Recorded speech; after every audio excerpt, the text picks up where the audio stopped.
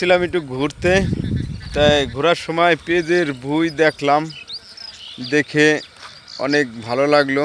মুগ্ধ বাতাস অনেক সুন্দর লাগলো এবং দুই পাশে কুষ্টের চকে পেঁয়াজ উঠেছে, সারা চকে পেঁয়াজ আর পেঁয়াজ।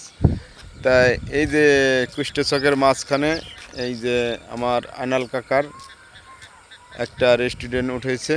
তাই এখানে জল হইলে হাজার হাজার দর্শক হয়। আপনারা যে সময় জল হবে তখন আপনারা এই জায়গায় আসবেন। অনেক ধরনের খাদ্যখানা এখানে তৈরি করা হয় এবং কুষ্টের চকে আসলাম পেজ দেখার জন্যে।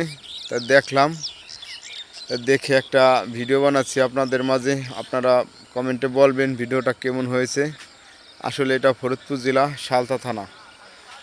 তাই এই রেস্টুরেন্টটা অনেক সুন্দর হয়েছে। রেস্টুরেন্টটা অনেক বেচা কিনা হয়।